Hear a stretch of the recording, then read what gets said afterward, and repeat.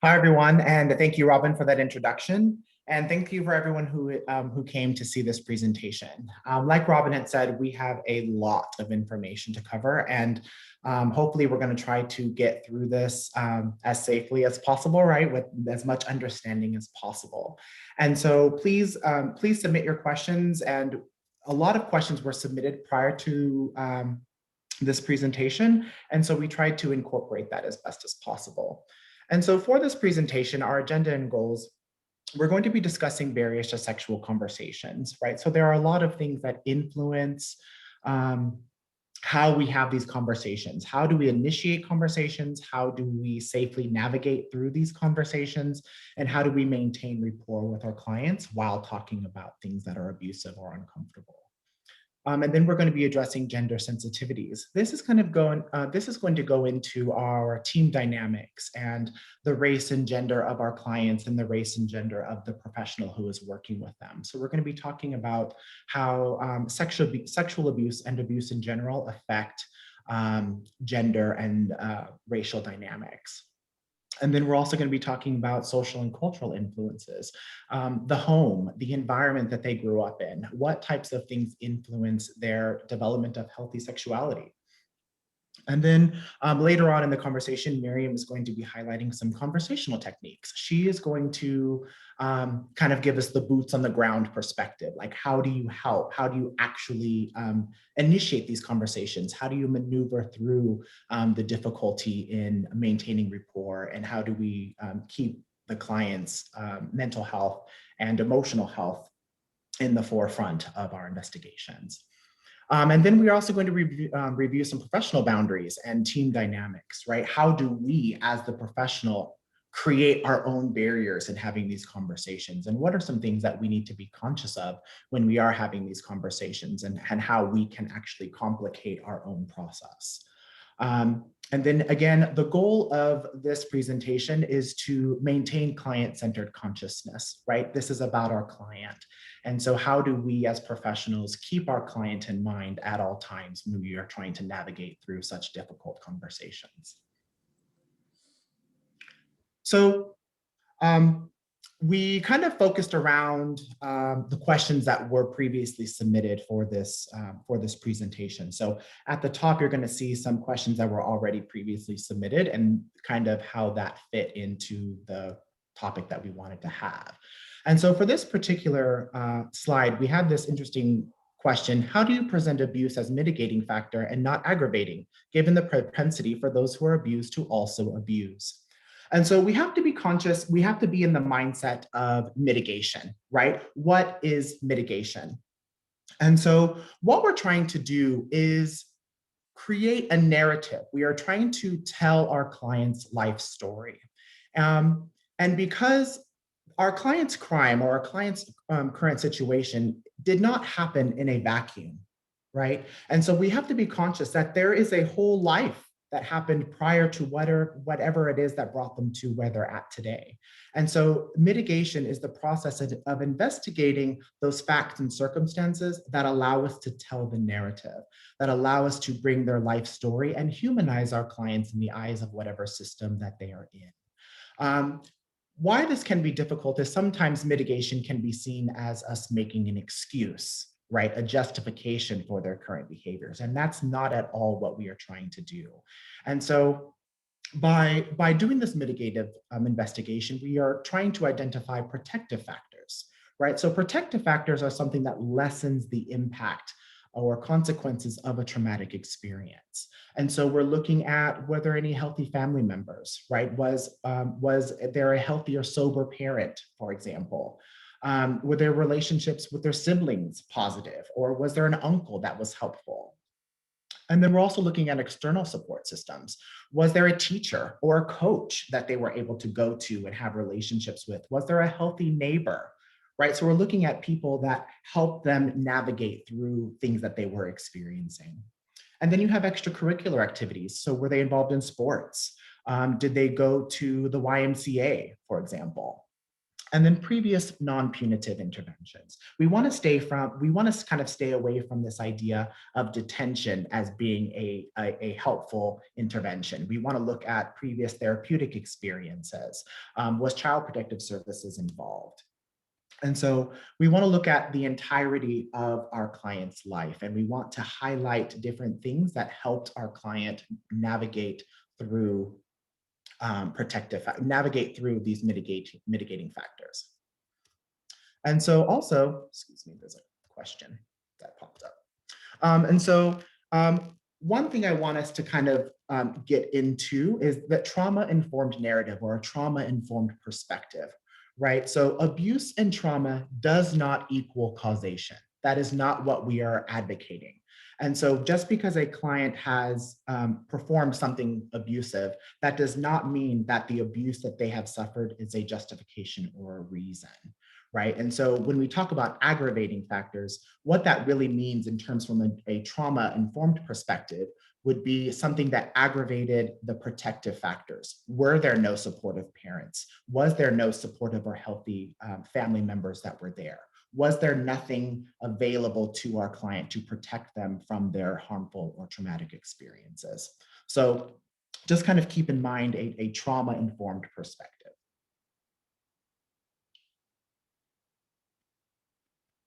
Okay, and so moving on into research, how can an advocate safely request details about past sexual abuse in a way that avoids re-traumatization? That's kind of the goal, really, right? We want to avoid re-traumatization. And so for some of us, like myself, I work in the CHU. So research, obtaining records, I have an easier access to records. And I recognize that that is not the case for everyone. But if you do have access to records, such as police records, mental health records, declarations, child protective services, these kinds of things, there should be a really good deep dive into these records that allow us to build a foundation of what we're actually investigating. Is there any reason to believe that abuse or trauma has existed? Okay, and so understanding understanding the research, understanding the records that are presented to us, kind of help us build kind of a scaffold, if you will, kind of a tree branch or a tree that allows us to kind of navigate through and what exactly are we trying to investigate? What is the perspectives that we're trying to take? And if you don't have these, if you don't have the privilege of having access to records, then we still need to maintain client alignment. Okay, because like we had said earlier, their story is important, their narrative is important. And sometimes this story is being told for the first time. And so when we're trying to gain client alignment, we want to explain the purpose and let them know why we're going to be investigating mitigation. Some clients don't want that. There are going to be clients who don't want you digging around in their life and asking questions about their mother or asking questions about their uncle or their abusive behaviors. And so we have to let them know that that is part of their story. That is also part of their narrative. And it is very important that the process of humanizing them in the court systems, for example, is very important. So explain the purpose of a mitigation investigation, but then also validate the difficulty in trauma exploration, that there are going to be difficult conversations. And we are going to have to talk about some uncomfortable topics, such as sex, such as abuse, physical violence, right? Poverty. There are going to be things that, that make them feel uncomfortable, and that you are there to help them. And again, we are, in the process of creating their narrative. For me, how I think would be a good way to mitigate this idea is my clients that I work with, again, are on death row. And so they have been in the system for quite some time.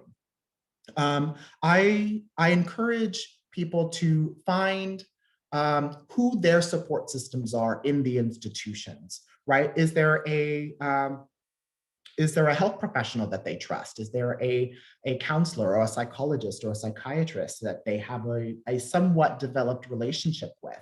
Is there a pastor or a religious facilitator that they're able to go to if they are having internal struggles? And let them know that that is okay to utilize those resources. And that should kind of be a running narrative when we are working with clients through a mitigative process, is to remind them that they do have support systems.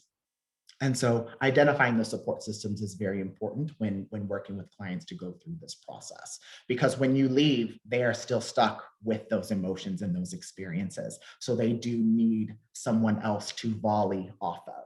So help them identify people that may be able to help them.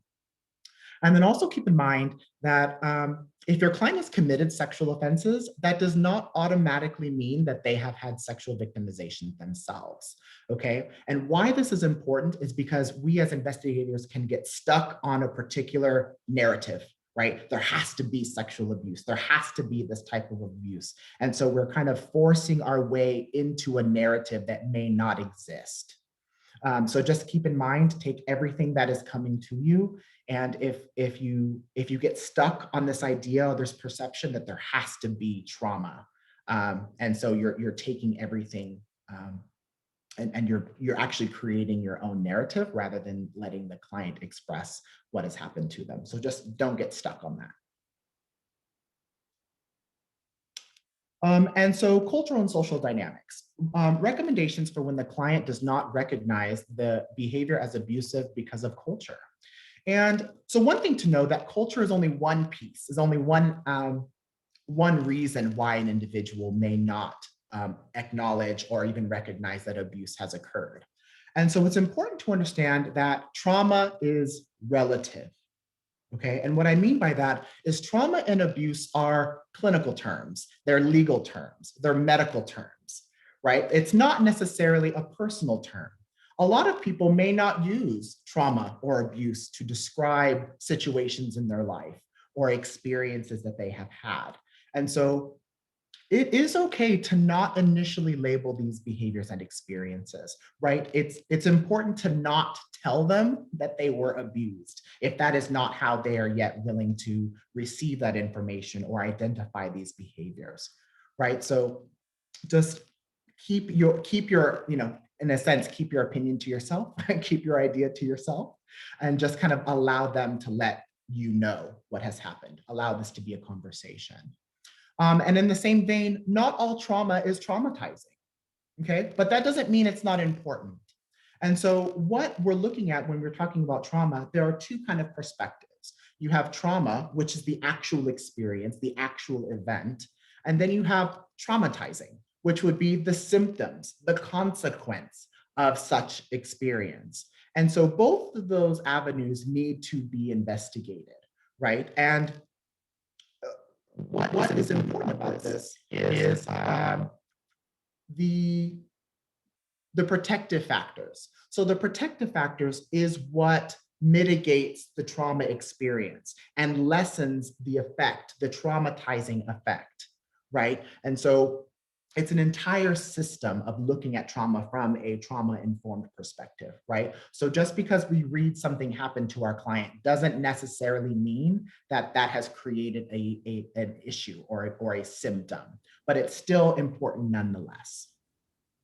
And while we're talking about that, we don't want to initially label something as trauma and abuse, we know that down the line, we're going to have to. It's going to end up in whatever we're filing with the court or in our conversations. So the best way to do that, especially if your client does not identify that they've been abused or have experienced trauma, you're going to want to explain it to them in the context of the law. So while I understand that you do not see your relationship with your older female cousin as abusive, according to the law, because of the age difference, it is. Therefore, it is a mitigating factor. Okay, so I'm not saying that this is what has happened, but in this context, this is what happened and it could be helpful. Absolutely. And so the goal again is to safely obtain information. We want to keep our judgments to ourselves. We want to keep our perceptions to ourselves and allow our client to share with us naturally. We want this conversation to feel more conversational in a fact, right? We converse rather than investigate. And sometimes because we don't want it to feel like an investigation. We don't want it to feel like an interrogation either. So keep that in mind, right? We're trying to have a conversation. And what we do with that information is the investigative part. But when we're sitting face to face with our client, we want this to feel as comfortable and naturally occurring as possible.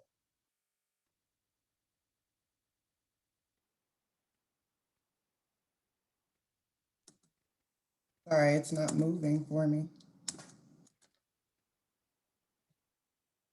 So the question was, how do you discuss sexual abuse with a client when you were first informed of the sexual abuse by a third party source, so records, families, and I think your number one goal is you're going to want to preserve your relationship with the client.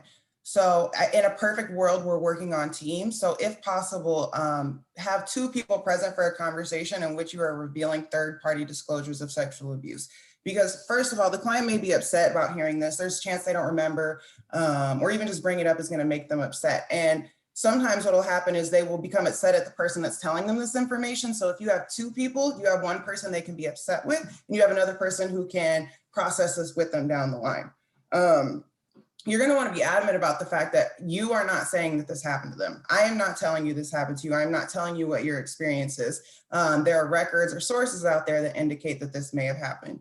And you're going to want to be inquisitive, and you're not going to want to make assumptions once you hear this information. So don't assume that just because the records say this or somebody said this, this is what happened.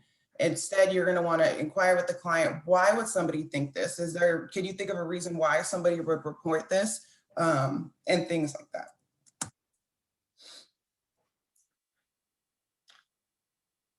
And so identifying cultural and social barriers, right? So there are a multitude of things that are working against us, right? That influence our ability to have these conversations with people. And so we're looking at things like victim shame, victim guilt, right? There are lots of people who have experienced abuse, especially sexual traumas. There are things that they will internally hold on to. There are narratives that they have created that keep them from disclosing. So the victim shame, victim guilt, what could I have done, right? This is my fault. This happened to me because I didn't fight hard enough. I didn't tell somebody else. And so they hold on to that they are the cause or the reason for their own abuse, which is absolutely not the case. But that is a very difficult thing to break through. And then we have things like homophobia, masculinity, right? Sexual abuse and homophobia is going to kind of be the phobia, the umbrella phobia, right? The idea that transphobia and these kind of things. So sexual abuse has the propensity to complicate healthy sexual development, and healthy sexual development as a spectrum. So that is gender identity, that is sexual orientation identity, and how sexual abuse complicates the development of personal identities, the healthy development of identities. And then you have things like masculinity, right? For me, all of my clients are men. And so if their perpetrator was a man, for example, that can cause internal shame, even further internal shame, internal embarrassment. There are barriers to which they are going to protect their masculinity, right? They're going to protect the machismo, if you will, this idea of what it means to be a man, what it means to be masculine. And so being offended on complicates that level of ego. And that also spills over into your gender roles. And so what is expected of men? What is expected of women? What is expected of you as a professional woman sitting in front of me, asking me about my sexual experiences, right? So these types of stigmas complicate our ability to have these relationships. And then further going into like religious pressures or family dynamics. What was it like in the home? What was sex like in the home? How open was this talked about? What is abuse like in the home? Right? And in these mitigation investigations, we will be looking at the abuse, like the life experiences of their mother, of their father, right? Was abuse common throughout the histories of these families? And so that will help us perpetuate the types of ideas and values that were held in the home. And so that is much more of internal factors. And then you're going to have external factors, external barriers to why it would be difficult to have these conversations. And so you have previous disclosure experiences. Has our client told anybody before, right? And if they had told someone else, how was that received? Were they believed? Especially when we're working with younger people. Was their disclosure of abuse believed? And if not, why not? Who did they tell? And then also, if they did tell someone, what were the consequences of that disclosure? Was CPS called? Was the family broken up? right? So that can also compound victim shame and victim guilt. They did the right thing by making the disclosure, right? But the consequences of those disclosures could have torn the family apart. My dad went to jail, my uncle went to jail, right? Bad things happen when I tell. So we have to be conscious of previous disclosure experiences and how that can affect their ability to disclose to you. Because it's not that they don't trust you, they don't trust what happens afterwards, what the potential could be. And the existence of protective factors, right? If your client has no protective factors, they're less likely to have these conversations, less likely to engage in things that are hurtful or harmful. So that's why in the previous slide, it is important to identify current protective factors in your client's life now. That way you can remind them, hey, let's check in with our pastor tomorrow, these kind of things. So encourage them to seek their protective factors to help mitigate some of the experiences that they're having. And again, you're going to help with the trust and mistrust, right? We want to rebuild trust in the system. We want to rebuild trust in this idea of disclosing, right? Because if I've had negative experiences with disclosures or consequences have come upon me because I have made disclosures, I may have mistrust of the system in general. And I think that is kind of where we're at with a lot of our clients. They just mistrust the system in general, and you are a person of the system, right? So there are different levels that are attached to us that complicate our abilities to do that. And then again, gender stigmas, racial stigmas. This is going to go into our team dynamics later down in the line and how that affects our ability to have our relationships. And then limited knowledge. Our clients may not have knowledge about sexual abuse, what trauma is, what sexual abuse is. So the way they speak about it might be different.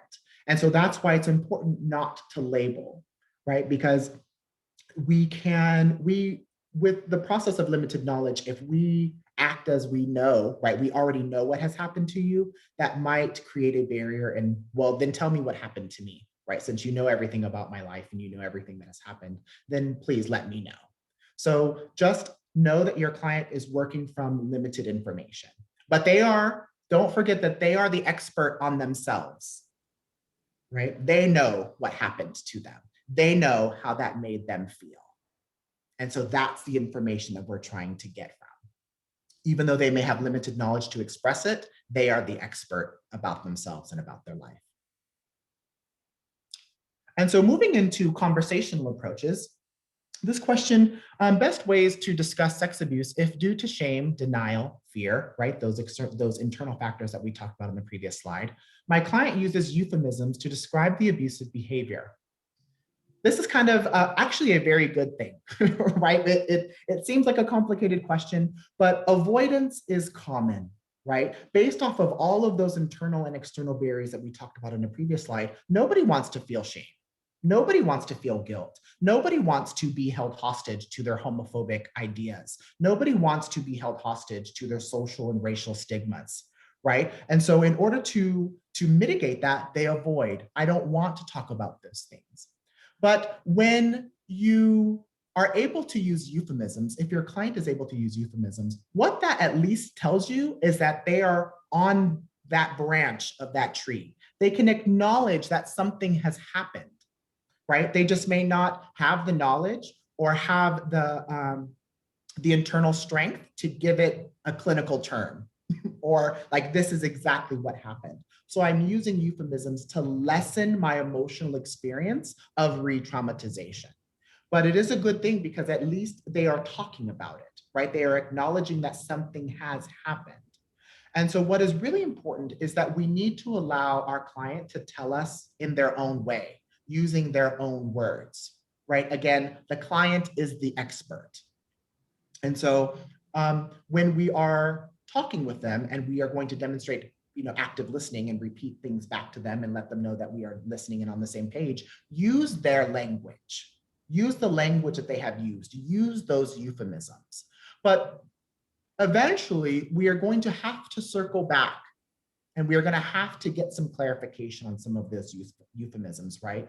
And so let them know that, reminding them that that is important, that you may need technical terms. I may need to clarify. So when you said this, does that mean this? Right? You may have to clarify what these euphemisms mean. But also, when you do find clarification in what those euphemisms mean, continue to use those euphemisms, right? Now that you know what it means when they say A, this happened, this euphemism happened to me, you have already clarified what that means. You don't need to force them or encourage them to use the technical or legal term, right? So once you're able to decode, then use the code if you continue this conversation, because we want it to be as healthy and emotionally supportive as possible. And so once we kind of get the legality out of the way, once you get the legality of the conversation, the legality of the term out of the way, then we can continue on using these euphemisms. So it's actually a really good thing if your client is using euphemisms in the beginning, because it's they're at least having the conversation. Okay, so how to discuss both sexual topics and sexually abusive relationships. So for me, I put it into two parts. I have a direct assessment and I have an indirect assessment. And when I say direct, it's not necessarily were you ever sexually abused and who did it. It's more so eventually when you're talking with the client, you're going to talk about their relationships, their romantic partners. And in that conversation, you can maybe ask, tell me about your first sexual experience. How did you learn about sex? Was there ever anything about sex that made you uncomfortable? And that, depending on how they answer those questions, that'll help you gauge how comfortable they're going to be moving forward. Now, when I'm doing an indirect assessment, this is where I'm really assessing for less obvious or less recognizable forms of sexual abuse. So maybe like playing doctor or house with older same-age peers, early exposure to pornography, excessive nudity or sex, or any other sort of like hands-off offense. And the way that you could do this is by assessing boundaries, their relationships with people, and protective factors or lack thereof. So without directly asking questions about sex and sexual abuse, I'm assessing the things around them that would either prevent this from happening or allow it to happen in a sense. So in order to kind of understand what we're looking for, we need to understand the risk factors for childhood sexual abuse and adult victimization. And so we have some individual factors. That's like having experienced physical abuse in the past, having any sort of disability, intellectual disability, chronic illness, and mental health problems. And again, these are things that are going to come up early on, maybe in your investigation, just talking about their life or looking at medical records or something. Relationship and family factors. The most consistently reported factors include limited supervision by parents, parents with substance abuse issues, parents who experience mental health problems, and being in a family where the mother's spouse is not the child's biological father. And then risk factors for adult victimization. Some individual factors are going to be being a woman, being young, childhood maltreatment, having already been a victim of sexual assault, substance abuse issues, and working in the sex trade. And at this time, there's really limited knowledge about risk factors in relationships for adults, but they do say some reports say having multiple partners could be a risk factor.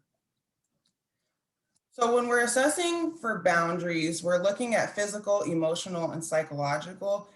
Physical is really in two parts, right? So when we're talking about childhood abuse, especially intrafamilial childhood sexual abuse, one thing that you're going to really want to look for is privacy, because that's something that can be easily taken away and something that you're not really going to have if you're being sexually abused in your home. So ask questions about the structure of the home. Did they have a bedroom? Did they share a bedroom? Did they have a door? Were you able to lock your door? Were you allowed, or who all lived in the home?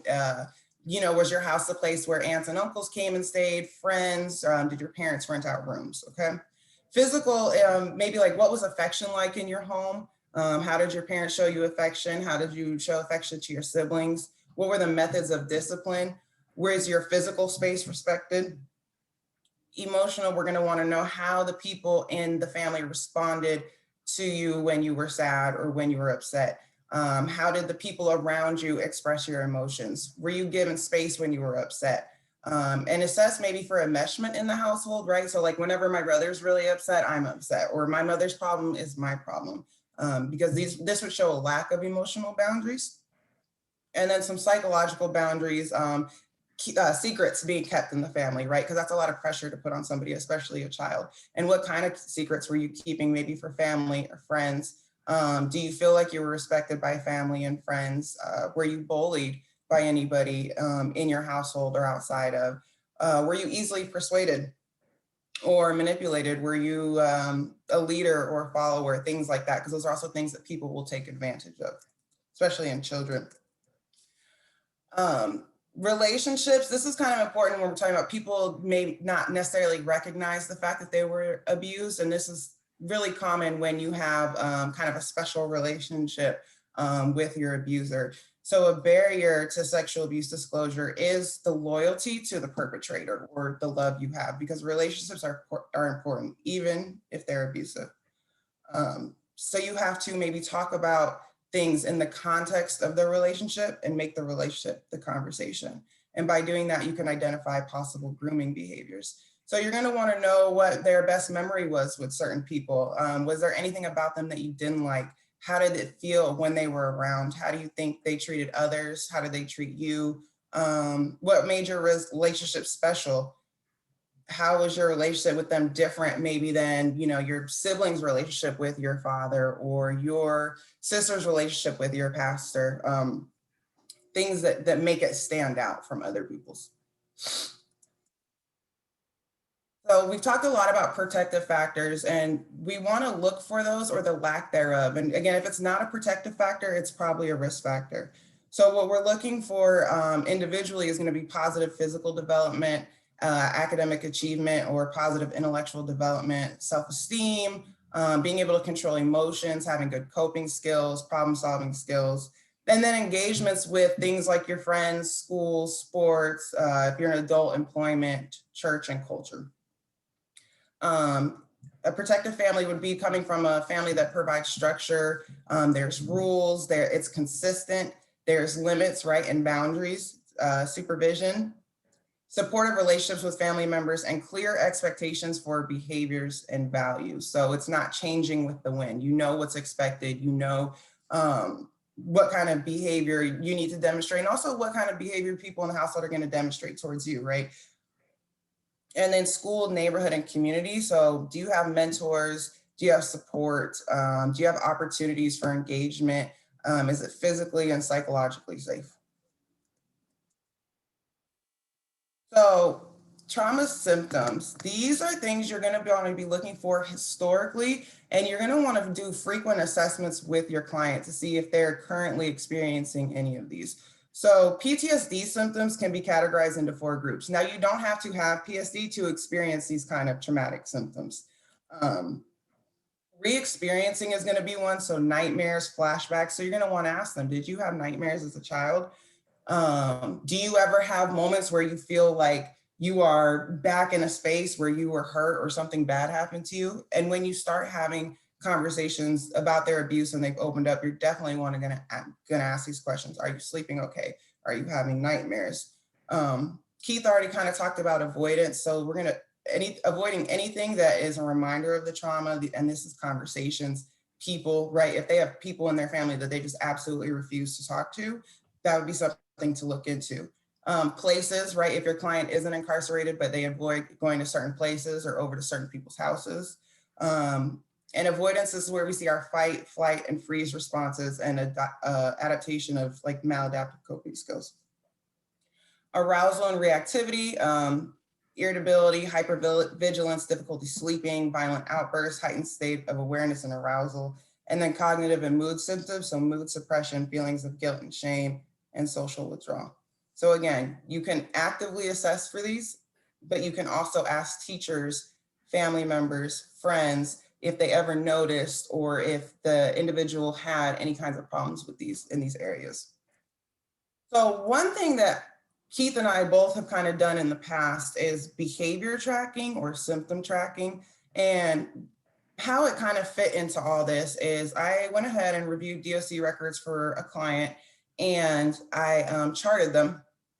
And what I learned is that the clients started having a lot more behavioral issues in 2019. And what I know about 2019 is that this is when we started coming around. This is when we started asking questions.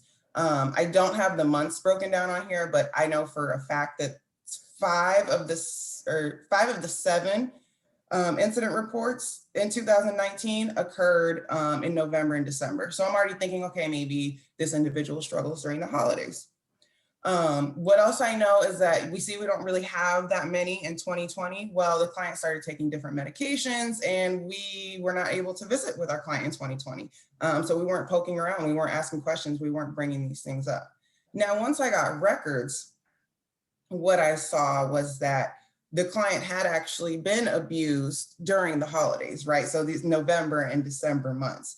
So for me, this is a way that I am tracking symptoms using records, specific DOC records. So, and you can even use medical records for that too, especially, if your client does start taking medication, because it can show that the medication is helping to alleviate whatever the illness was, especially if it's like a mental illness. So now we're going to talk about navigating a trauma response. So this is something that is really important, like information to have, especially when a client is active, like you are talking to a client and they are having an emotional response. They are becoming dysregulated. So the most important thing you can do is co-regulation.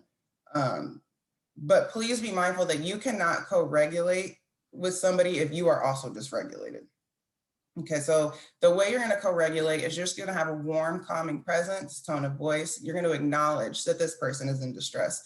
And you're going to model behaviors that can regulate arousal. So you're just going to take deep breaths. You're going to adopt a relaxing posture.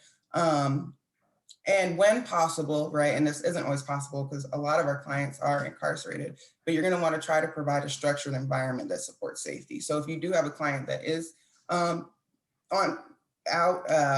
has been released, or try to invite them to your office to have these talks. Another thing you can do are grounding techniques, and these are really good for trauma responses when people start to dissociate. So like freeze or flight responses. So 4-7-8 breathing is good. It's something you can do in the moment, but some people are going to be resistant to this kind of this technique to start like deep breathing in the moment. But it's pretty simple. You're just going to breathe in for 4 seconds, hold the breath for 7, and exhale for 8. Now, my favorite one, because it's a little less obvious, is the 5-4-3-2-1 method. So you're going to tell me 5 things you can see, 4 things you can feel, 3 things you can hear, 2 things you can smell, and 1 thing you can taste. And what I like about these is just really brings you back to the moment. Because when you are having these responses, you just kind of leave. You leave your body, and it's a really great way to bring people back. Miriam, I have a question. So when you for the 5-4, I definitely understand what you mean by the 7-8, the 4-7-8 breathing, right? That might be a little more challenging to get someone to participate in, deep breathing, take deep breaths, right? That can be a little difficult to get them to align with you to do that. But when we're talking like the 5-4-3-2-1 method, is this something that you do like in order, or can you do this like sprinkled throughout the conversation to like help maintain grounding, like as you're talking through these traumas?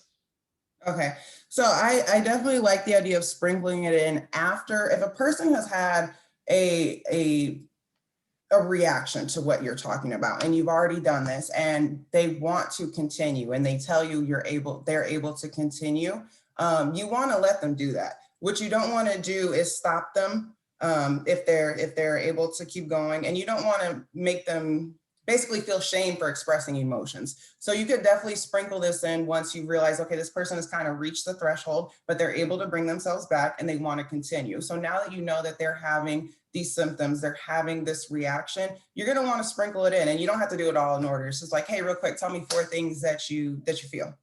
So you could definitely do it throughout the conversation as a way to keep people regulated. Awesome. And so something else in conversational boundaries. This is a very important concept that we need to talk about, right?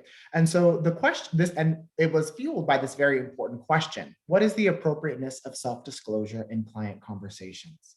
Okay, so in order to best understand this, we're going to talk about two concepts. We're going to talk about transference and countertransference.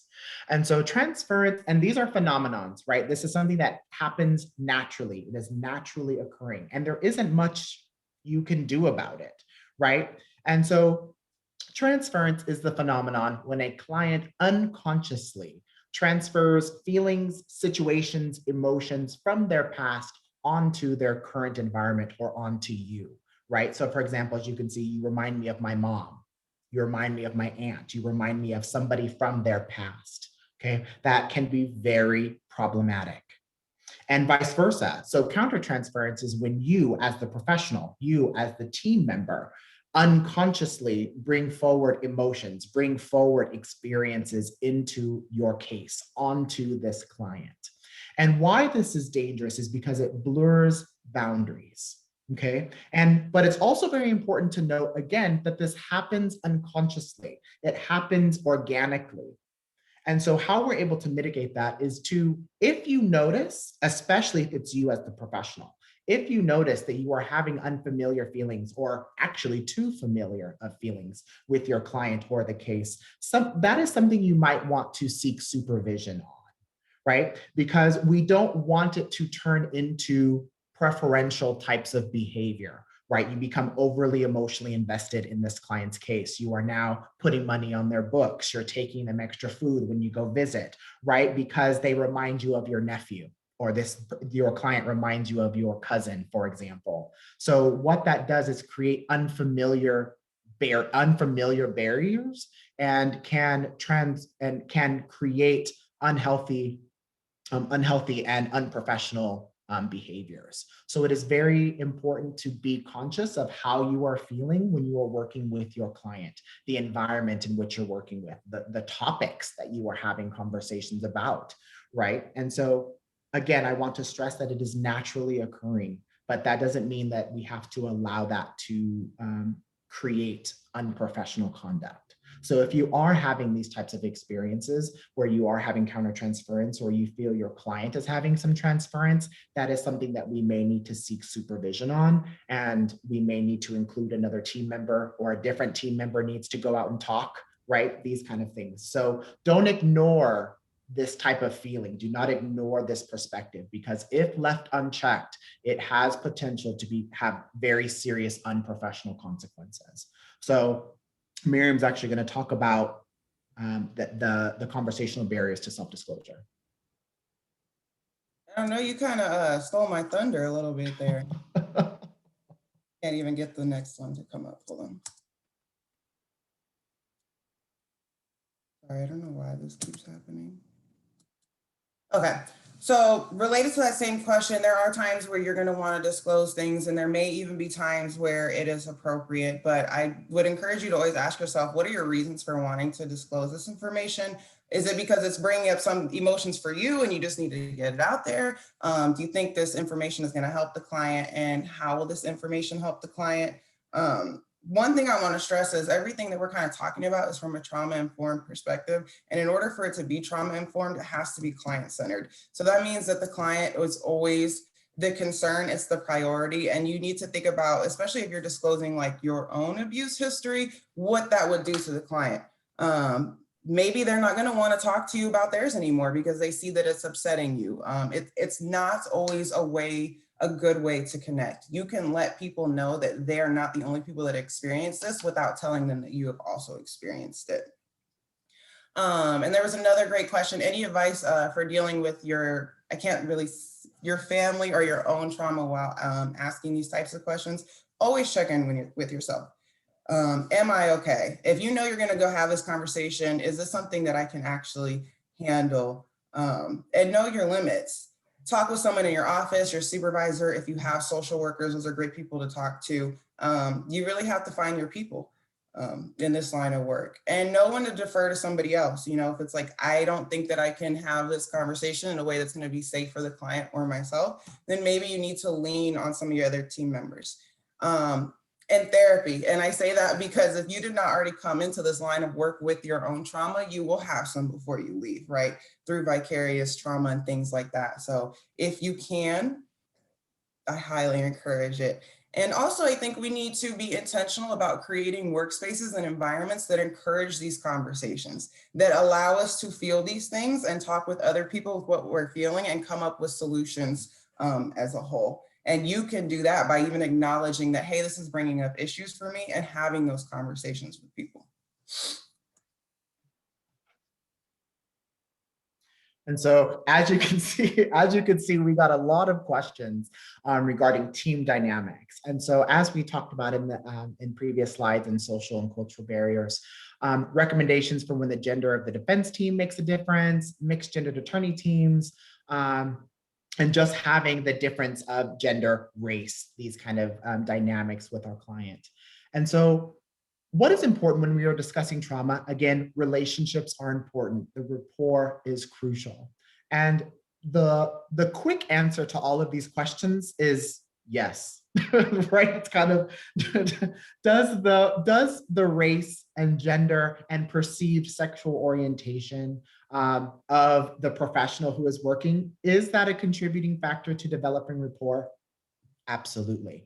And so what is important is we want to have a designated person that should be speaking with our client, right? If there is a team, who based off of the records, based off of what we know of our client, who is our client going to best jive with, right? Who has the skills, the interpersonal skills to communicate with our particular client, right? Not everyone talks to everyone the same.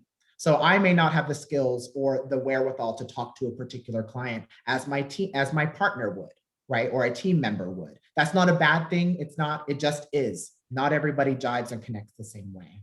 And so we have to be able as a team to be able to have those conversations to say, hey, I think my race or the racial dynamic may be affecting our ability to have this conversation or ability to build rapport. I think my gender might be a barrier to building rapport, and that is okay. And so we have to just be able to have those conversations, acknowledge that this could be a contributing factor, and recognize that it has nothing to do with you, right? You can't control their stigmas. You cannot control their perceptions of what a woman is, how a woman should be, how a Black person should be, how a Black woman should be, right? You cannot control any of those stigmas. And so, but recognize that that could be a contributing factor.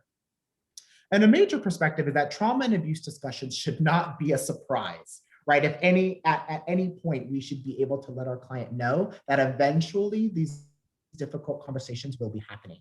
And if there is a team, right, it might be beneficial to have the client's perspective of who they would like to talk to about this, right? Is there someone on the team that they have a better relationship with? And so get your client's input on how they would like to participate in this mitigation experience, right? And so that may take some time. And I know not all of us have the luxury of time or have the luxury of records and these kind of things. So I definitely recognize there are, I'm speaking from a place of privilege, right? Professional privilege, that I have time, I have records. So it's kind of easy to just be like, well, but I recognize that that is not always the case. And so being able to have these quick inter-team conversations, like, okay, based off of what we kind of know, he didn't really like Sarah. Okay, let's try James. Let's have James go talk to him for a minute. So you just want to kind of share the wealth until one person is like, hey, I think I broke through. I think I'm able to have an in-depth, or we seem to jive a little bit better. So yes, your race, gender, sexual orientation, all of those things matter in your ability to maintain rapport with your client. And it is okay to have those conversations. And I just one of the questions, can you discuss gender dynamics being a younger female attorney and talking to male clients about sexual abuse? I was younger and I was working with teenage boys, and I literally talked about sex for 8 hours a day. And what I learned from that experience is that if I am uncomfortable, they are uncomfortable. They will know when I'm uncomfortable, and me being uncomfortable is shaming them. It's making them not want to have these conversations. So you really need to figure out, what is your comfortability level? And if it's not comfortable, or if the conversations start to go to a place when you're not comfortable, again, you need to maybe talk to another teammate, know when to switch out. And there's no shame in that, because what you want really is for your client to feel comfortable. Again, if it's client-centered, it's not about us in the moment with the client. Absolutely. And so this is kind of one of our final slides. This question came, was quite interesting. Please share tips related to the age of the person being interviewed and if a child psychologist should be present for child interviews. It's quite complicated. This question is really loaded, but we have to understand that location is critical, right? And so there are professionals, there are people who are designated and trained and licensed in many aspects to speak with children regarding abuse. And a therapeutic environment is also best. And so we'd want to create that type of an environment, have a therapeutic professional available to have these conversations. If abuse, or especially sexual abuse, is suspected or learned, we need to check in with our mandatory reporting. I know not all of us work in the legal field or have this legal connection or legal protections with our clients. So just check how does mandatory reporting affect your job and what is required of you, because there are appropriate authorities that are available to have these investigative conversations with children. So for example, you have Child Protective Services, you have forensic interviewers who are a part of a police force, and medical mental health professionals. So just really be conscious, because what was some good advice that was given to me where I was held to the standard of mandatory reporting: you should not be the last one with a secret. Right? Do not be the last one that knows this information. Okay. So be very conscious of what your mandatory reporting regulations are like. So Keith, you were a licensed therapist in Arizona, licensed to work with children. And what did you have to do when a child made a disclosure to you that was not previously disclosed? So when a child made a disclosure to me, there were lots of factors that came into play with who I made the disclosures to. So when I was working with children, it depended on who the offender was. It depended on where the offense took place. So for example, if our client was a child and they had sexual abuse by someone in the family, someone that was responsible for their caretaking, then that would be a report to Child Protective Services and law enforcement. But if our client had experienced sexual abuse from somebody at school, for example, like another child at school or at the grocery store, then that would be, we were only mandatory to report it to local law enforcement. So just kind of understand what those boundaries are and what agencies are responsible for being notified. And that really was the last slide, other than some references and our contact information, because I know we're not gonna have time to answer. Oh, I don't have it. I'll send it an email. All the questions. So yeah. So I know we have some questions that were submitted to us throughout this presentation. So I would like to go through some of these questions and see if we can, Miriam and I think I am available after 1 o'clock, after the hour is up, to where we can have these conversations. So Keith, I think Robin fielded these questions for us, and she has some that she planned on asking us. I'm looking in the chat. Okay, perfect. Yeah, and feel free to obviously chime in too. I know it's hard when you're the presenter to be going through all the questions at the same time, but there were a couple that related to interviewing witnesses that aren't your client, right? Somebody who you don't have an ongoing relationship with, whether it's a family member of a client, somebody who your client may have abused. What type of strategies work for somebody that you're interviewing that you don't have that client relationship with? And so that was one of the questions. So if you could talk to that. So for me, I like to, even though I'm there to basically talk about my client or get information about my client, I'm always going to make the person that I'm dealing with think that, or I want them to feel that the conversation is about them. And I want to know what their experience was in the family with my client. So it's making it feel focused on them. Because it's like, I care about your story too. Like, I'm here for you too. Like, not necessarily here for you, but does that make sense? Yes. And like and also it is important to help them identify who are their support systems, right? So before we even have this conversation, are there people that you can have this, like, would you like we are going to have some very difficult conversations. We might be talking about abuse, let them know. Do not surprise them with questions that are abusive in nature, traumatic in nature. So let them know that this conversation may be difficult to have. And again, like we would with our client, are there support systems that are available to you, right? Do you have a family member that you want included in this conversation? Or is there someone that you can go to? We just don't want to show up at their house unannounced, ask them about some traumas, and then be like, well, thanks, bye, and just kind of leave. That's not what we want to do.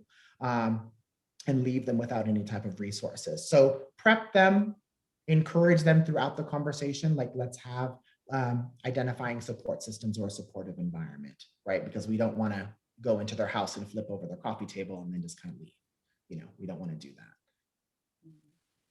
Yeah, thank you. One of the other questions that came up that I know everybody has been asking this question for the last year, so I know everybody would appreciate your thoughts on this, is how do you address these questions and conversations during COVID when in-person legal visits aren't possible? Is it best to just wait? And I know there's different opinions on this, so if you could share your opinions about that particular question. I think if you can wait, you should. As a social worker, I have ethical obligations, and to me, it's completely unethical to have this kind of conversation on the phone. If I cannot see how my client is doing, if I cannot be there to help them process whatever they need to process, then I would not initiate a conversation like that. And it gets complicated because I guess maybe that's not an option for some people. But again, we want to keep the client safe, I think should probably be the priority. So I do not advise and would not.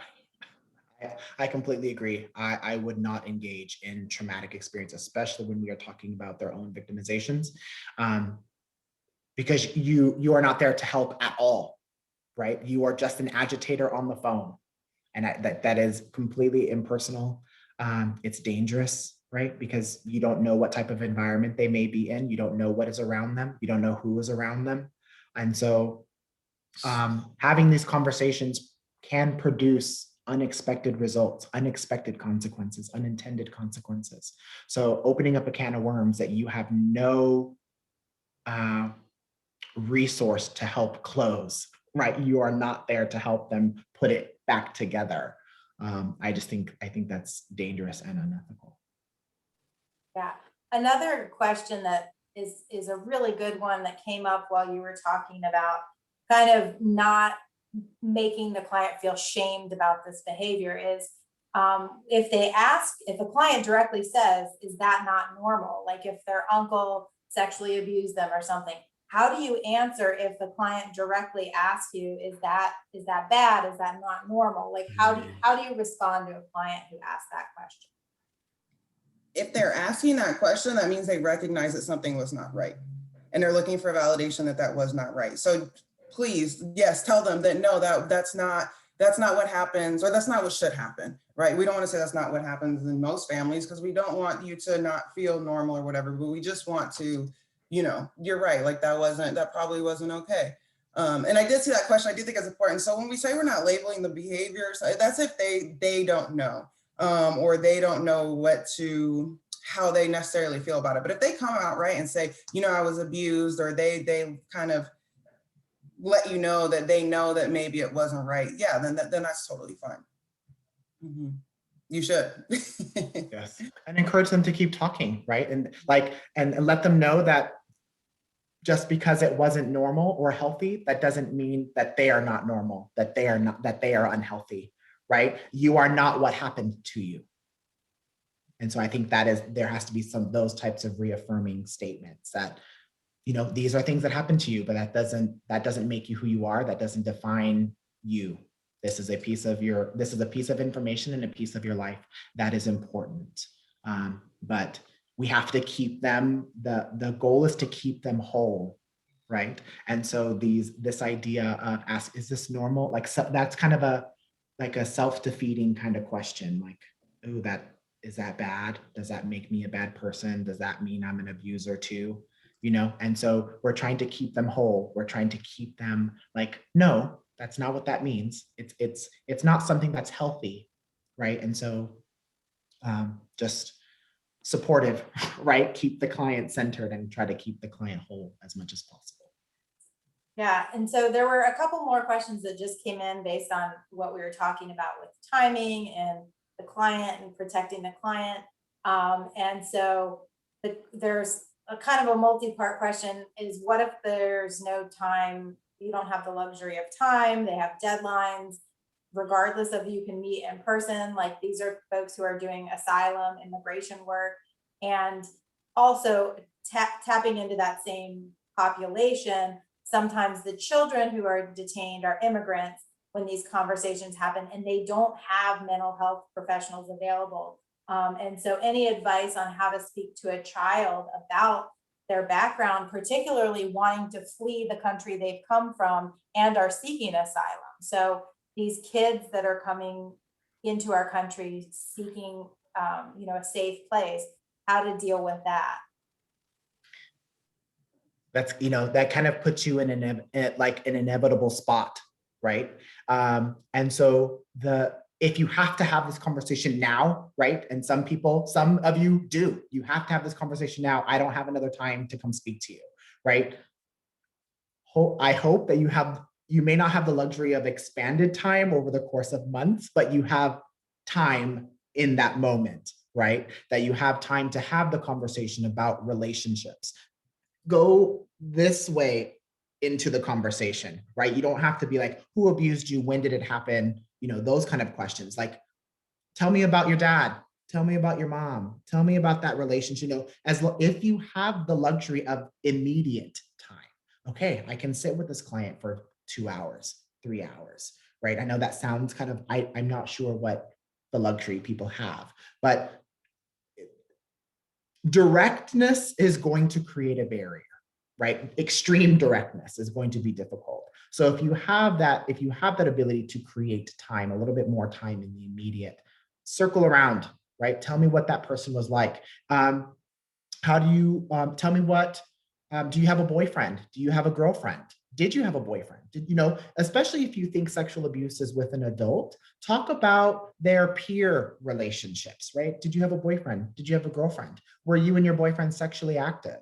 Were you and your girlfriend did you use protection, right? Make sex kind of make the good things, right? I'll tell you about my boyfriend that I love and I love having sex with. I'll talk about him all day, right? And so bring in the healthier relationships and then start piecing into more difficult conversations. Okay, was there a sexual experience that you didn't like?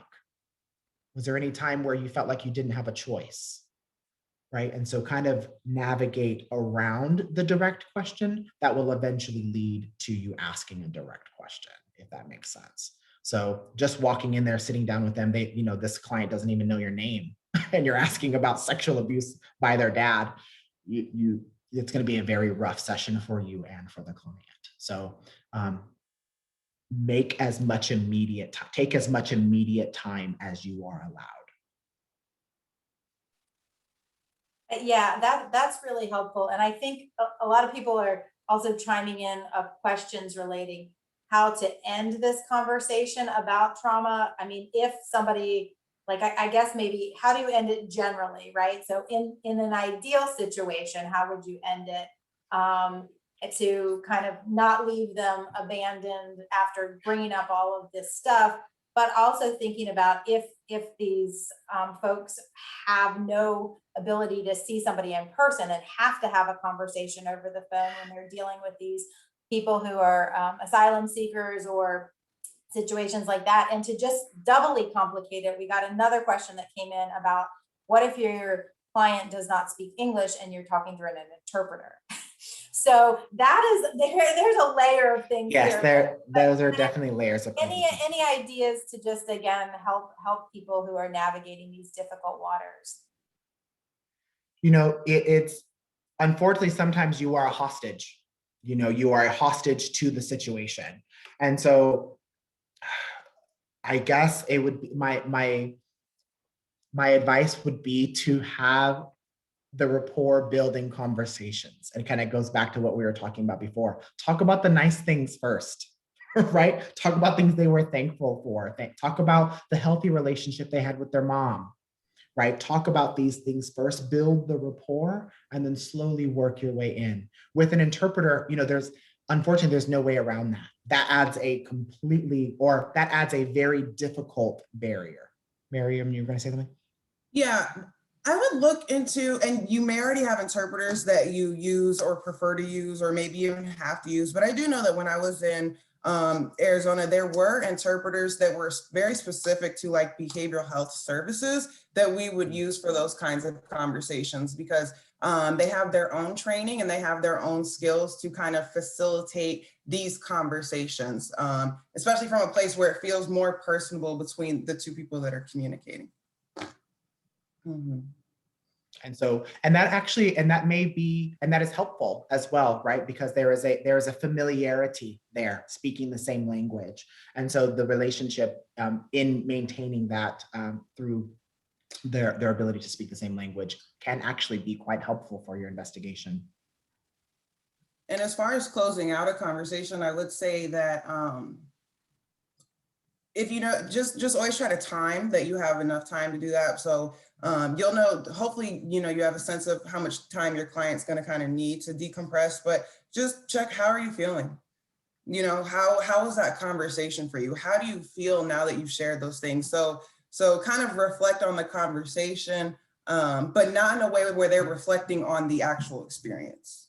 Does that make sense?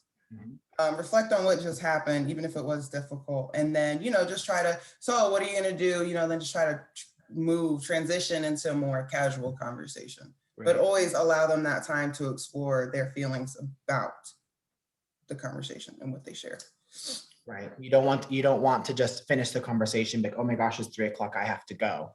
Right. Mm-hmm. Give them time to decompress. If you have to sit there for 30 minutes in silence, then sit there for 30 minutes in silence. And silence is actually okay. A lot of people are intimidated and don't like silence, but sometimes your client needs that time to just sit there centered, like having some thoughts, right? And then you can ask, how are you feeling? What's the rest of your day going to be like? Is there a pastor you can go see, right? Remind them of the support systems that are available. And then if possible, schedule a follow-up conversation. Like, can you call them later? Or call them the next day, 2 days later, right? There should be continuity, right? The continuity of care. Can I speak with you? Would you like me to call you in 2 days? And just to check in, it doesn't have to be anything serious, nothing legally related. We don't have to have any type of conversation, actually. It's just get on the phone. Hey, how are you? Did you eat today? Those kind of things, right? Yeah. So we have, I'm going to 3 more questions just that are left. One about specifically death row clients, another about transference, and the last about self-disclosure. So I think some of the stuff you've said may have answered questions about the clients who are on death row, but talking about how to really help convey to a client that this information about sexual abuse and that's happened is going to save their life, and how to actually establish trust when somebody doesn't have a reason to trust you. If there's any nuggets of information that you haven't already shared that could address specifically clients on death row. So I think the conversation of this is going to save your life is just that. I don't think it needs to be fluffed or, it's just very upfront. Like, this information, it's probably hurtful to discuss. It's probably going to hurt the people around you, but it's going to save your life. And maybe Keith knows a better way. I don't know. I'm kind of blunt, and that's literally what I say. I'm like, this information will help your case. I don't know, Keith. What I've witnessed my other investigators do, and I'm like, oh, that works. There is, especially with the two, we have the ability to, we have time, right? We have a little bit more time to build that relationship. And so if we feel, especially sexual abuse, we have lots of clients who like, that's irrelevant, right? I'm not going to talk about that. That's irrelevant. And so we have to get, again, it's all about the minutia. It's all about the maneuvering, right? How do we get them on board? So we talk about various, you increase the severity of the abuse that you want to talk about, the information that you need. You shouldn't just walk in if you have time. Again, the luxury of time. If you have this, then take your time asking these questions. Let's talk about physical, let's talk about emotional abuse. How did you feel about your mom? These kind of things. And then you have a whole session on that.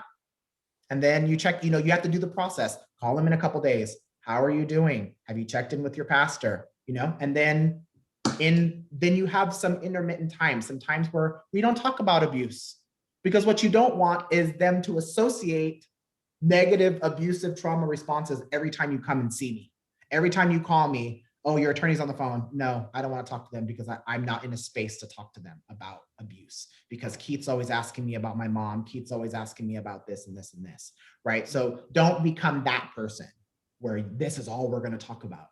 And you need to talk about this, like conversational approaches, right? Because even if you have a friend that calls you to complain about their life all the time, you're going to get tired of hearing them. You're going to get tired of them calling you all the time to talk about all of their traumas and all of their abuse and how difficult their day was, right? The same method applies. But if you are in a CHU and you do have that luxury, a lot of my not my investigators, a lot of my coworkers have routine conversational phone calls. Hey, how's your day? Have you talked to your family members? It has nothing to do with not nothing, but it's not related to their case specifically. It's not related to their petition. It's not related to that. It's just, hey, I'm just calling to say hi. How are you? And so that way they know that you're just not there prodding through their life. And what, just like a little pro tip is, I don't know, I don't know if you guys experience it, but your clients kind of rush you. Like, where are you with this? Have you done this yet? What is it? And I'm like, well, I can't really get to that part until maybe we talk about this part. So whenever you're ready, that I can, I can do this other side of the things that I need to do. I like doing that because I have one client in particular, I feel like he's always rushing me and I'm like, well, I need this information in order to do this next step for you. So I do that sometimes. Definitely. And I think it's an opportunity for those of you, again, who have the luxury of time, and especially doing capital work, right? Our job is to educate the judges and educate the court and continue to push, because a lot of the system is so used to these like drive-by evaluations. Oh, you can send in an expert 45 minutes and you'll know everything about the client's mental issues, trauma history, all of that. And that's just wrong. And we know it's wrong. And so, being part of this, this group here that's doing habeas work and working with these populations, it's our job and duty as the lawyers and the investigators and paralegals to educate others. And so, everything that Keith and Miriam have shared today is, your job to take that information back and educate the courts. This kind of goes nicely with gaining the trust. That we had a few questions about, is there any time when self-disclosure is appropriate, and how to address, like, if a client asks you directly, well, when was your first sexual experience, or asks you specific questions, how to delicately, not answer that question, but also give enough information so that you are able to build that rapport and that trust with your client. Absolutely. I'm laughing because working with children, they ask you those questions, right? Why are you asking me about my sexual experience? When was the last time you had sex? So sitting with a teenage boy, they can be very inquisitive. And so, and ask you a lot of personal questions, because them answering the question is difficult for them, right? So they want to put you in that conversation as well. It sounds patronizing, but it's like, this isn't about me. This conversation isn't about me. You knowing that me having that information, or me disclosing that information, doesn't help your case. And so sometimes you have to be direct with that. Like, I'm not going to answer those personal questions. You don't have to say it like that, but like, information about me doesn't help your case. And so that feels kind of cold. That feels kind of like a dismissive approach, but maybe Miriam has a better way to I'm worse soften than that up. I'm worse than you about that. I'm gonna be honest, because of my age and just the gender dynamics of the people I work with, I am very much so like, what would that information do to help your case? I find that I have to initially set hard boundaries when it comes to questions about personal life in regard to like sex or romantic relationships. So that is what I do, being the person that I am. And I know that may not be necessary for everybody, but if you feel like that's what you need to do, I would encourage you, if that's what's going to, because you need to be comfortable in order to help your client. You really do, because you don't want them to make you feel like you are uncomfortable, because we talked about how damaging that can be. But you have to have those boundaries so that they're respected.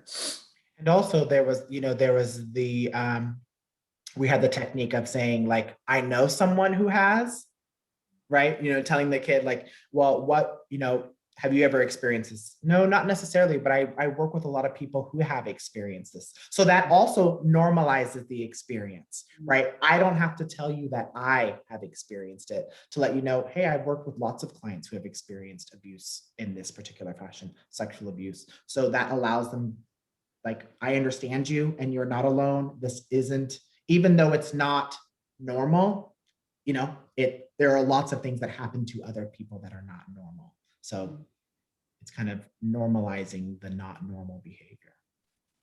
Yeah, that's a good idea.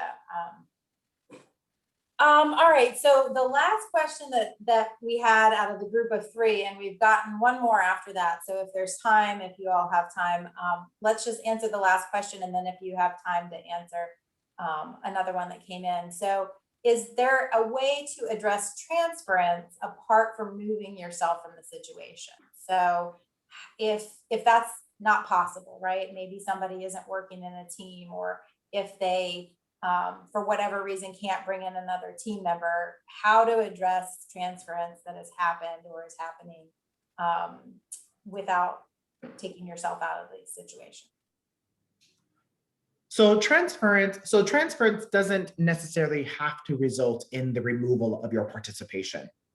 What that means, what transference is just a consciousness, a conscious awareness, right? And so let someone, even if you may not be able to switch out with the team, is there someone you can communicate with that this is happening? Like, let someone else know that you are having these experiences, that you are having these thoughts. And that way you just have someone to process that with, a supervisor, a peer. Let them know like, hey, like this, something just doesn't feel good about talking to this client, right? And if you are kind of backed into that corner, then you may need to seek extra supervision, right? You may need to get supervision prior to going to talk to them to get that pep talk. And then you may need a conversation with your supervisor when you get back, like, oh, that was really hard for me, right? And so if, like Miriam had said, know your limits. If this is a conversation that you cannot have because there is abuse in your life that is traumatizing, right? Which is okay. And you're like, I can't talk to him about that. Like, because I'm not going to break down crying in the interview. Like, I don't want to do that with him. And so let your supervisors know what transference and countertransference is really just an awareness. And we have to act before you are crying in the interview room, before we are buying them extra things, putting more money on their books, before it becomes an unprofessional or an unhealthy boundary. So the transference and countertransference is really a practice in awareness. So if you don't have, huh? No, go ahead. Oh no, I'm finished. Oh, no, and work to understand where the transference comes from. Like, if you know that it's happening, figure out who it is, because the client's transference may be a reason that they can't talk to you about certain things. Like, if you remind them of their mom, they're not going to talk to you about maybe sexual abuse or sexual behaviors or anything like that. Or maybe the transfers, you remind them of the person that abused them. It could be your looks. It could be, I've had that happen to me, and it's like you hit walls with clients and you kind of just have to remove yourself. So really work to try to maybe figure out what is the transference that's happening. Absolutely. Great. Do you all have a couple more minutes to answer the last two that came in? Yeah. All right, so one was advice on how to prepare a client to listen to live traumatic testimony about themselves or their loved ones. So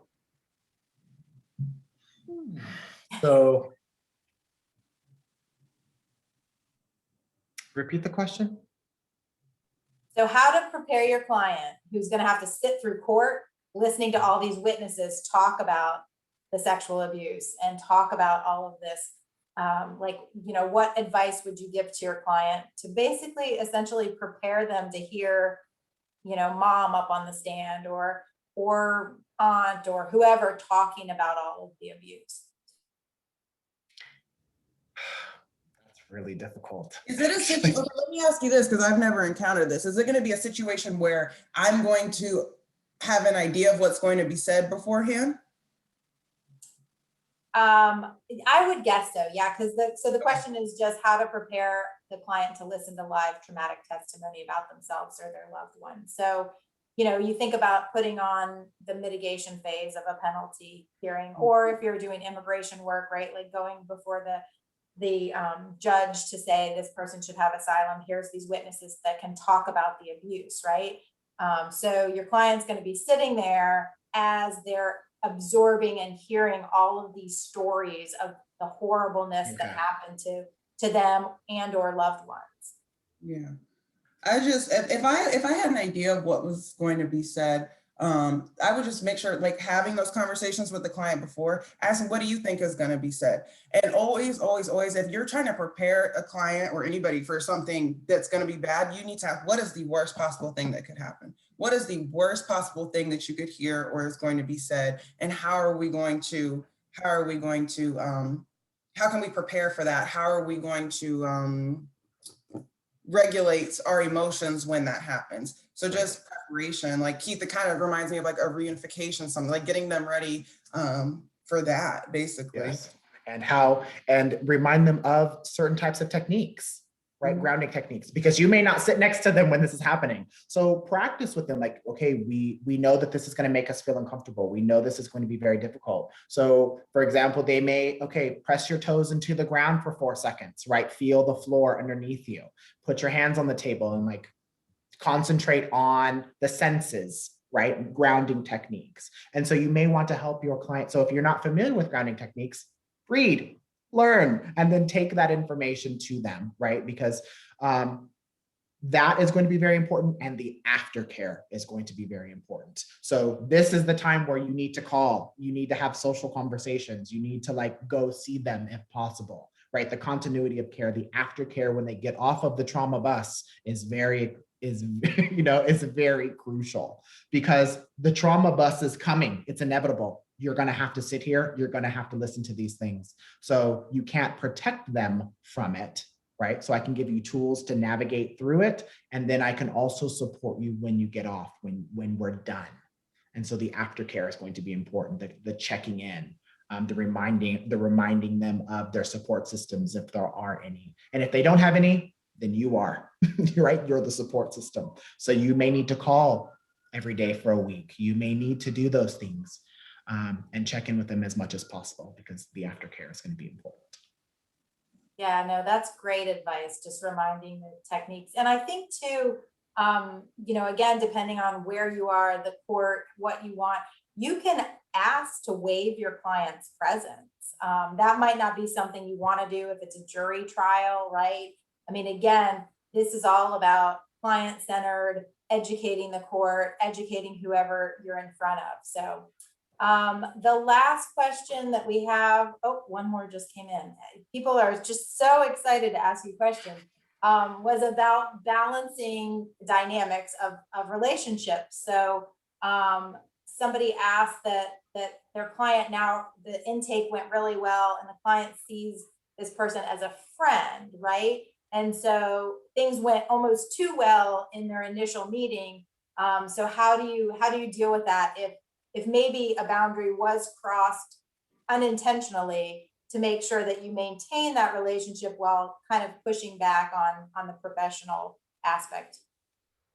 Well, it sounds like this, because I had an opportunity to read the question. It was kind of an initial meeting, and like, initially, what is the harm of this person kind of feeling like, okay, this is my friend? And if they are telling you that, I think it's okay to validate and express understanding of why they feel that way. All while reminding them, I am your investigator, or I am your attorney, and these are my duties, and these are my professional obligations, and here are my boundaries. But at times, because we're going to be talking a lot and we're going to be talking about person, it's going to feel like this. But please remember, but you don't have to like shut it down. Like, I'm absolutely not your friend. Like it does feel like that sometimes. It does. You do get close with clients, and that's okay. And think. Oh, sorry. No, go ahead. And recognize, like, validate the emotion, right? Why would they think you are their friend? You are apparently a safe person, right? The environment is safe. And so appreciate that. I appreciate that we are able to have a safe space. I appreciate you opening up to me and these kind of things. So you also, like, because you don't want, like Miriam said, you don't want to shut it off right off the bat, right? Because they are attaching, they may have taken the attachment to an unfamiliar place, right? But the steps that got them there were healthy. You were a safe person. You listened to me. You made me feel important, right? All of these things that you did created that healthy, that relationship. And so the title that they are giving you now might be inappropriate. And so Miriam and I, working with children, that was a very clear boundary we had to keep going on, right? Because we saw these kids every day. It was a residential treatment. So we were with them for 8 hours a day. We saw them in their most vulnerable times. And so being a safe person for these children, we may have been the very first person ever to say hi, to say, hey, it's good to see you, buddy, And so that can create experiences or emotions that they are not familiar with and know how to do that.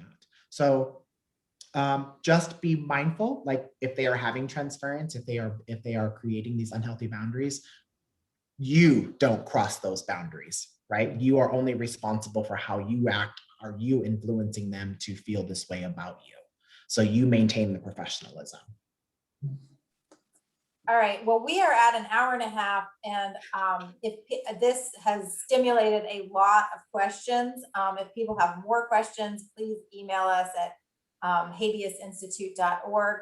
There were these last two that popped in. If you guys have 30 seconds to answer them, great. This type of discussion needs to happen more, and you should be taking these discussions back to whatever collective offices you work in or the different folks you're working with. But yeah, one of the questions dealt with pronouns, right? Do you talk to your clients and say, we're going to hear this stuff in court, or would you say you're going to hear it? We. Yeah. It's we. You are their team. Especially if you have the relationship is important, right? We is a relationship. And so I'm here to support you. We are here to support you. And so what did we practice yesterday? What did we learn about grounding techniques, right? What are we going to do when we're feeling these things in this courtroom? What are we going to do? Right. And so, if you have eye contact with your client, push your toes into the ground, right? So your client may see you actually use these demonstrate what you would like them to do. We is very important because you are with this client. You are, especially for like our CHU people, we are responsible for their life and litigating for their life. So we, and that narrative of we is very important. And if there's I feel like everything that you both have shared during this whole seminar has been helpful to creating a supportive environment. But the last question deals with, is there anything else that you can think of if you're in an institutionalized or, in a facility, if they're in prison, anything else that you can think of that would give some more of a safe or supportive environment that you haven't already mentioned during the seminar? I think it would I don't have this experience with the Department of Corrections here, but if they are willing to maybe set you up in a private room, because like some visitation yards, there's a bunch of people, but I think it would really take you kind of, if you're doing everything you can, you having to rely on the prison, maybe calling ahead of time, like, hey, is there any way we could have the visitation room set up like this? Is there any way these things could happen? And really advocating for that for your client. You know, just as your full duty of advocating for them, but that does not mean the prison is going to help you. And being responsible for the client's emotional well-being. If you cannot rely on the environment, right? If you are hostage to the environment, if this is something that you cannot change, then it is you that creates the safe space. It is the conversation. It is the social call you had earlier that week. You know, like it is those things that create that you are a safe person. You are a reliable person.